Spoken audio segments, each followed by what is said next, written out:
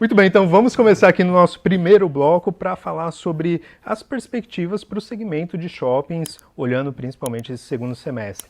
Então, Teatine, os 5 principais fundos de shoppings do mercado acumulam uma valorização média ali em torno de 10,7%. Né, em 2025, até superior ao IFIX, mas apesar desse avanço, os preços de mercado ainda estão bastante descontados em relação à cota patrimonial. E diante disso, eu gostaria então que você começasse esse nosso bate-papo comentando um pouco dessa retrospectiva dos resultados operacionais dos shoppings nesse primeiro semestre, né, e na sequência comentar o que você está enxergando, né, para essa próxima metade do ano. Né, a gente já está em agosto aqui, mas o fechamento dos resultados tem um lagzinho, né, em shoppings, então mais recentemente que vocês receberam ali de junho, referente a junho. Né? Então, se você puder comentar um pouco aqui para a nossa audiência. Claro. O setor de shopping, ele teve um primeiro semestre, na nossa visão, bem interessante, que mais uma vez corrobora a força e a pujança que o nosso setor, a resiliência que o nosso setor tem, mesmo num momento desafiador macroeconômico, né, vamos dizer assim. A gente tem hoje uma Selic a 15, claramente um esforço gigante do governo de desacelerar o PIB, desacelerar a economia para tentar fazer uma frente contra a inflação, contra essa expansão fiscal, e mesmo assim a gente vê um setor muito pujante, muito forte. A prova disso são as divulgações de resultado que já saíram, seja do varejo, né, das lojas, seja das empresas de shopping. A gente viu divulgações da Multiplan e da Iguatemi com números bem expressivos de crescimento, vendas crescentes, same-store sales, né, que são as vendas feitas nas mesmas lojas que estavam lá naquele shopping no ano anterior, mostrando como aquela loja melhorou de performance, também com crescimentos importantes, tanto na Iguatemi quanto na Multiplan. E a gente viu resultados de Asas, né, Arezzo, viu resultado de Renner, resultados bons, mostrando crescimento, diversificação de mix. Então, a gente, mais uma vez, eu entrei no setor de shopping em 2017, já é a terceira crise que eu vejo no setor, que eu vivo já como participante desse setor, e mais uma vez a gente está mostrando ser um dos setores mais fortes e resilientes da Bolsa. Os brasileiros são muito shopeiros, continuam frequentando shoppings. A gente tem shoppings que, na sua maioria, estão crescendo o fluxo. Então, a gente continua com o fluxo de pessoas crescente. A maioria dos shoppings que a gente tem no portfólio tem quedas marginais no fluxo de veículos, mas com o aumento de tarifa de estacionamento, a receita do estacionamento no geral tem sido positiva e o fluxo de pessoas segue aumentando. Né? Então as pessoas de fato têm ido aos shoppings de outras formas, que não só de carro, é Uber, é táxi, é trem, metrô, transporte público, mas o fluxo de fato tem aumentado, o que é uma prova que o setor segue muito pujante, muito resiliente. Para o segundo semestre, eu acho que eu converso com muita gente, tanto o pessoal do próprio XP Malls, a equipe do XP Malls, quanto concorrentes e administradores de shoppings. Particularmente, eu tenho algum receio da desaceleração do IGP, por exemplo. Né? O IGP foi um vilão importante que a gente teve para os resultados dos shoppings em 2023, até mesmo em 2024. Lembrando que 100% dos contratos nos shoppings são corrigidos anualmente pelo IGP. Então, quando a gente tem um IGP negativo, não tem correção, né? O valor não cai, mas a correção é zero. E a gente começou esse ano vendo um IGP que provavelmente rodaria o ano inteiro em 4,5, entre 4,5 e 6,5, que é o número ideal, vamos dizer assim. A gente não quer um IGP alto demais, porque isso, obviamente, significa alguma dificuldade econômica, que pode levar a uma desaceleração de demanda, de consumo, e a gente não quer um IGP baixo demais, porque os nossos contratos não corrigem. O ideal é ele aí nesse nível de 5%, 6%. Ele bateu isso no primeiro semestre, mas chegando ali em maio, agora junho, ele já está, salvo engano, no acumulado de últimos 12 meses, abaixo de 3%.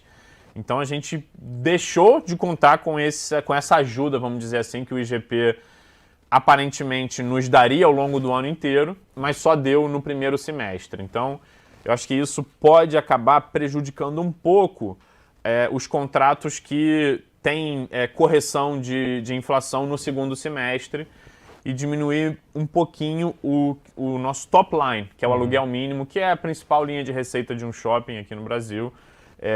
Então, acho que é um ponto de atenção. Na minha visão, é esse ponto de atenção. E, obviamente, essa Selic é 15% que está dando um choque na demanda e no consumo do país, ou pelo menos está tentando, né? Então, a gente sabe que demora para o efeito na economia real bater, né, de uma alta de Selic. Então, eu acho que é um ponto de atenção. A gente segue otimista. Os melhores portfólios sempre são os que melhor performarão nesses cenários. O XP Malls tem indiscutivelmente o melhor portfólio dentro dos FIIs de shopping. Então, a gente com certeza recupera mais rápido e sofre bem menos nas crises. Mas eu ainda fico com um ponto de atenção aí para a atividade econômica nesse segundo semestre e para a perda da ajuda que o IGP daria para a gente nas correções de contrato. Não, bacana você citar que eu particularmente iniciei o ano bastante cético com os shopping centers em função dessa perspectiva de um juro alto por um período prolongado. Era inclusive cético em relação à entrega, né, das avaliações das administradoras, o orçamento ao longo do ano, mas o fato é que me surpreendeu esse orçamento, me surpreendeu positivamente, né, até o momento, e a tese que eu tinha era muito essa captura do IGPM positivo, né, no aluguel, na correção do aluguel mínimo, mas como você comentou também caiu por água, né, foi água abaixo em função aí desse fortalecimento das outras moedas em relação ao dólar, ou seja, enfraquecimento do dólar no mundo. O IGPM é muito associado, né, ao dólar e commodities também, então a gente já está vendo aí algumas deflações, né, do indicador, mas enfim, o fato é que em termos operacionais eu ainda tenho me surpreendido positivamente, apesar da ausência desse driver em específico. É verdade. A gente tem uma situação curiosa no XP Malls, que hoje o nosso portfólio tem 26 shoppings, 28 se a gente incluir o Via Parque, que é um ativo que a gente hoje interpreta como financeiro, e os shops da Faria Lima que a gente está desenvolvendo aqui com a JHSF. Então são 26 efetivamente que a gente acompanha. Do mais diverso leque de produtos, vamos dizer assim. A gente tem shoppings que atendem um público a mais, como o Cidade Jardim, shoppings que atendem um público mais BC, como o Caxias Shopping, o Estação BH. Então a gente consegue ter um espectro muito interessante de Brasil e da indústria de shoppings dentro do portfólio do XP Malls. E o que a gente está vendo é o que eu tenho chamado a atenção da abertura da boca de jacaré. O que é isso? Os shoppings mais dominantes, mais relevantes nas suas respectivas áreas de influência, maiores em termos de tamanho também, estão performando bem, entregando números superiores ao orçamento. Cidade Jardim, o Catarina, o próprio Internacional Guarulhos. Então são shoppings que a gente vê entregando um pouco mais acima do que a gente imaginava. Cidade de São Paulo, Tietê, Gran Plaza também. Então a gente vê os bons ativos do portfólio indo bem. E os ativos um pouco mais desafiadores tendo que suar muito para entregar o orçamento, entregando marginalmente abaixo de orçamento. Não é que eles estão caindo, eles estão crescendo sobre 2024. Mas estão crescendo 2%, 3%, ou seja, abaixo da inflação. Então acaba sendo uma perda real, de fato, nos shoppings mais desafiadores do portfólio. Então a gente consegue ver o que, na minha visão, já é uma prova de que a desaceleração econômica, de que o efeito da Selic está batendo na atividade econômica. Sim. Nesses shoppings mais sensíveis, estão sentindo um pouco mais. Queria trazer também o professor Baroni aqui para o nosso bate-papo. Então, Baroni, o que o Theatino comentou aqui na fala final, em relação à importância da resiliência de um portfólio de shoppings, né, que muitas vezes voltado ao público alta renda, sente menos, né, em relação às desacelerações, até recessões econômicas. Eu queria entender então se, na sua ótica de analista, você leva isso em conta na hora de recomendar um fundo de shoppings e também colher um pouco da sua percepção em relação a tudo que a gente discutiu por aqui. Vamos lá, eu acho que realmente o setor de shoppings, ele é interessante porque ele é de fato um ser vivo, né? Então, ele está ali enraizado numa região que tem uma dinâmica muito peculiar, muito própria. Historicamente, os fundos de shoppings, eu queria trazer esse contexto que eu acho que é importante, historicamente os fundos de shoppings, desde o início da indústria de fundos imobiliários no Brasil, eles sempre foram muito defensivos, eles sempre se mostraram como ativos mais resilientes e antifrágeis, né? Eles conseguiam passar melhor pelas crises e pelos ciclos. Justamente porque o Brasil carrega uma série de características, né? Então o shopping, no final das contas, é um ativo mais seguro, é um ativo climatizado, é um ativo ambientado, né? Você tem hoje uma dinâmica bem interessante para os shoppings, ele tem uma capacidade de absorver diversos públicos, né? De diferentes faixas etárias, de diferentes necessidades ali, né? Desde serviços básicos até alguma coisa mais elaborada, né? Tem shoppings que vende carro, né, no seu estacionamento, tem shoppings que tem um parque, né, de diversões ali no seu estacionamento, outros têm atividades indoor super diferenciadas para a cidade. Então, a pluralidade de serviços faz com que o shopping se torne defensivo. A questão é que a pandemia trouxe um risco que nunca foi mapeado por ninguém, que é o shopping literalmente ficar fechado por algum tempo indeterminado. E mais do que isso, não só um shopping de uma determinada região ou de uma determinada cidade que eventualmente poderia ter tido um problema, mas todos os shoppings do portfólio. E desde então, o mercado passou a colocar um prêmio de risco adicional nesses portfólios de shoppings, o que na minha visão ainda é um pouco assimétrico, né? Eu acho que esta questão em algum momento vai ser repensada pelo mercado. Eu acho que aos poucos a gente já está vendo esse movimento, então as pessoas começaram a colocar um prêmio de risco muito acima daquilo que eu acredito que seja o mais justo, até porque muitos fundos de shoppings, principalmente esses maiores, esses mais diversificados, eles entregam até rendimentos melhores ou com indicadores melhores do que o cenário pré-pandemia.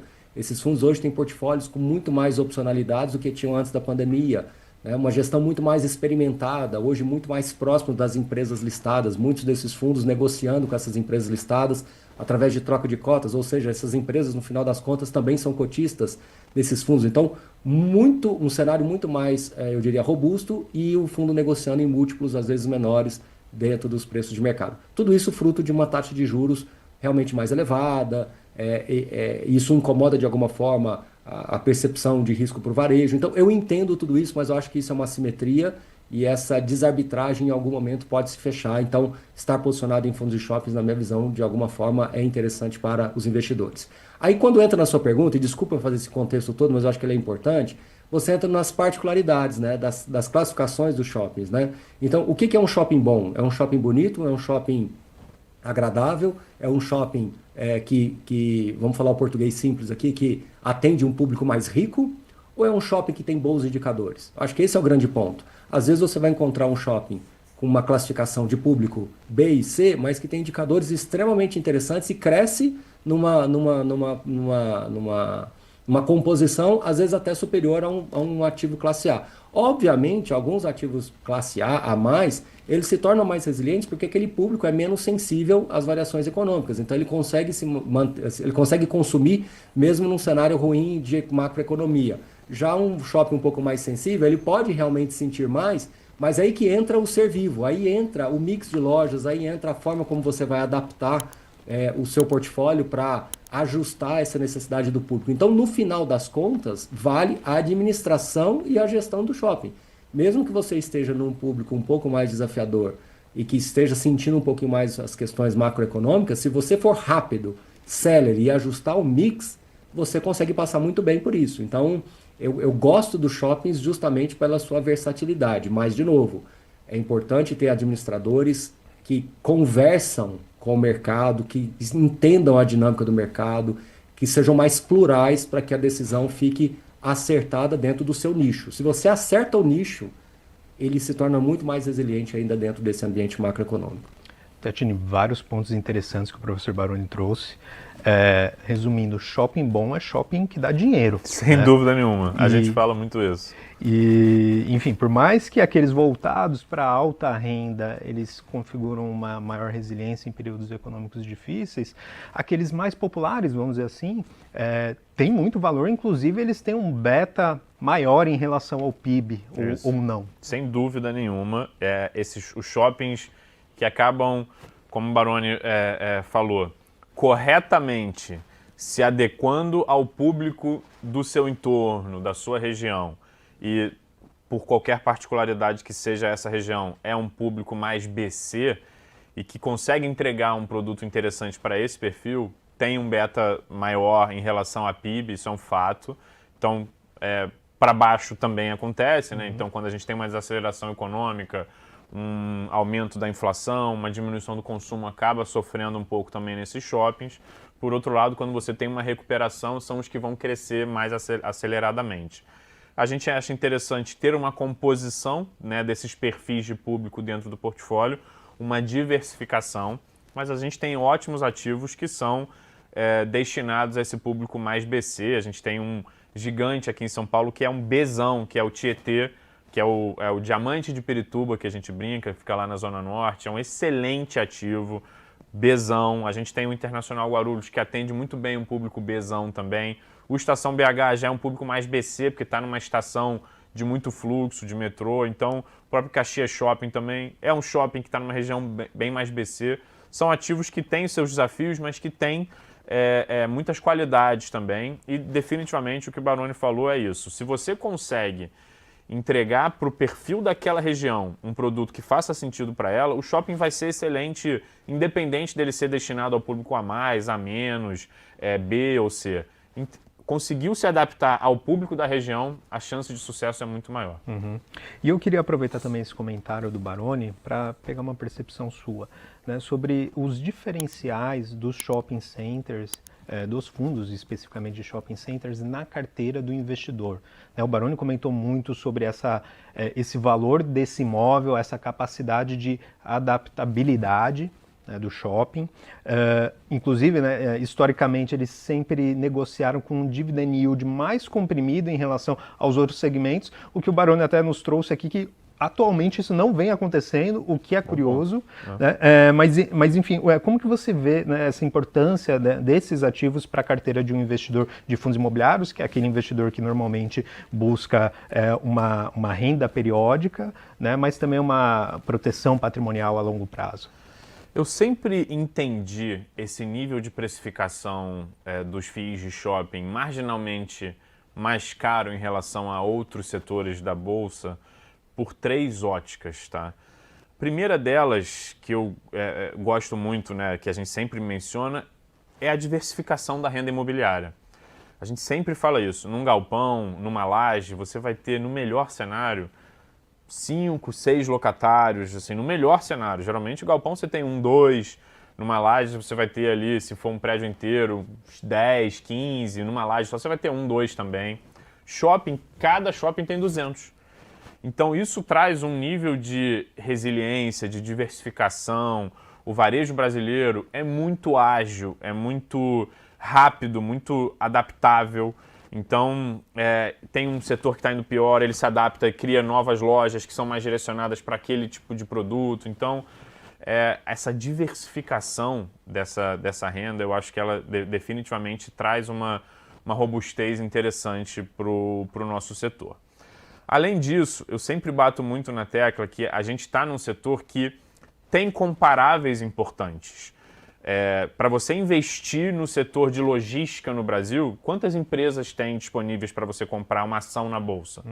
Uma ação de uma empresa que é só de lajes? Pouquíssimas. Você geralmente está preso ao mundo de fundos imobiliários. Para shopping, não.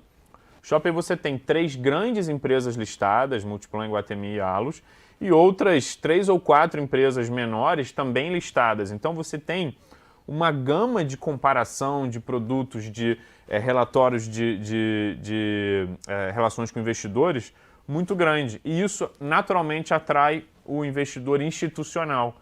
Ele consegue fazer uma comparação com uma empresa listada ou não. É um setor que ele está acostumado a acompanhar. Tanto o investidor institucional, o investidor de equity, de multimercado, ele conhece bem o setor de shopping porque tem incomparáveis. Então, a gente conseguiu, o nosso setor de fundos imobiliários de shopping, conseguiu trazer um perfil de investidor institucional que outros setores não trouxeram. E o terceiro pilar, para mim, que eu acho que faz muito preço, mas eu não consigo medir, é a tangibilidade do investimento. Eu falo muito sobre isso sempre. O shopping é o único setor dos fundos imobiliários que permite o investidor ir no seu empreendimento. E eu falo muito, e a gente sempre, assim, né, muita gente já sabe que eu sou, que eu trabalho no XP Malls, e a gente tem shoppings muito frequentados aos finais de semana por conhecidos, amigos, assessores de investimento que a gente conversa dentro desse universo XP, e eu recebo uma série de mensagens no final de semana. Poxa, estive no Cidade Jardim, fui no Catarina, acabei de sair da cidade de São Paulo, estou saindo aqui do Internacional Guarulhos. A gente recebe muito isso. As pessoas, elas de fato vão aos seus empreendimentos. Os shoppings são delas, e elas frequentam os seus shoppings. Então, eu acredito que isso, de alguma forma, traz um hype, uma vontade de comprar, de ter um pedacinho a mais, que acaba ajudando também essa precificação um pouco mais baixa de shoppings. Então, eu acho que eu vejo como muito natural a gente ser um setor em função da resiliência, do perfil de investidor muito heterogêneo que a gente tem e da tangibilidade do nosso investimento, da gente ter um dividend yield marginalmente mais baixo num cenário normal e que hoje, em função desse cenário mais desafiador macro, nem tão mais baixo é assim, né? O XP Malls hoje entrega um dividend yield de 10% ao ano, com esse portfólio super qualificado, terceiro fundo mais líquido da Bolsa, terceiro maior também atrás de 2 Quineias. Então, a gente conseguiu, em função de uma série de atuações que a gente fez, catch up, né? E ter um nível de dividend yield muito próximo a outros setores, mesmo num setor que historicamente tem um dividend yield mais baixo.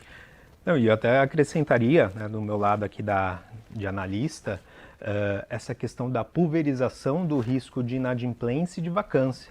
Né, porque um fundo de shoppings tem dezenas, às vezes até centenas de inquilinos. Pô, por mais que um inquilino fique inadimplente, ou então ele devolva espaços, por qualquer motivo que seja, o impacto é muito menor do que comparado a um fundo de lajes corporativas, galpões logísticos, por mais diversificados que sejam esses fundos, né? Pela configuração do fundo de shopping. É isso. Do imóvel em si. Milhares. XP Malls tem 5.000 lojistas já. Pra você ter uma ideia. Pra você ter uma ideia. Então, realmente é muito pulverizado esse risco imobiliário, esse risco de performance do lojista, do locatário, o que acaba trazendo uma robustez, né, uma estabilidade maior para o resultado. Até citaria um outro aqui, antes de passar para o professor Baroni, essa possibilidade de spread positivo mais factível, tangível, em relação também aos fundos de lajes e galpões logísticos. Isso porque, né, por exemplo, um fundo de lajes corporativas que tem, mesmo que a localização do portfólio seja majoritariamente a Faria Lima, ele é um pouco refém da realidade do ciclo imobiliário dessa região em questão. Total. Ele pode ter um aumento real, ou seja, acima da inflação ali nos aluguéis, mas tudo ali dentro, né, da concorrência local. Agora, o fundo de shopping, por ter várias fontes de receita, né, ele consegue compensar ou até arrecadar mais em outras iniciativas, além do aluguel mínimo. Em um momento, né, em que a economia é pujante, né, ele tem aquele ganho em relação ao faturamento, né, de alguns inquilinos também. Perfeito, então, com venda. Acaba sendo interessante. Né? Tem razão. Professor Baroni, suas considerações aqui sobre isso. É bem pontual. Eu acho que a grande vantagem do shopping center nesse contexto de diversificação é que dentro do shopping você tem vários tipos de segmentos também, né? Então você tem uma dupla camada de diversificação ali. Você tem vestuário, você tem tecnologia, você tem perfumaria, né? Você tem alimentação, e dentro da alimentação tem vários. Então não é uma diversificação pura e simples, é uma diversificação bem sofisticada.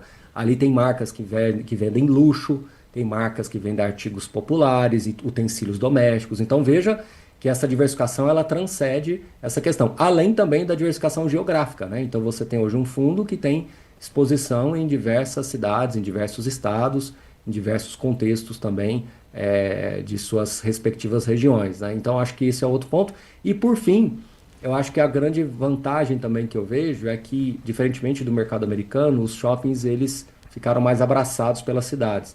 Então, como a gente sempre gosta de falar, um bom ativo imobiliário é aquele ativo que é irreplicável, aquele ativo ou que seja mais difícil de ser replicado, né? Por isso que um galpão muito perto do centro ele tem mais valor, porque é mais difícil você encontrar um terreno de 100 mil metros quadrados para construir um galpão novo. Da mesma forma, um shopping center, é muito difícil você ter outro shopping center sendo desenvolvido ali perto. Em geral, isso é mais complicado. Consequentemente, você fica ainda mais maduro dentro daquela micro-região que você está inserido. Então, combinando tudo isso, o fator diversificação, se melhor detalhado, ele ainda ganha mais valor quando o contexto é shopping center.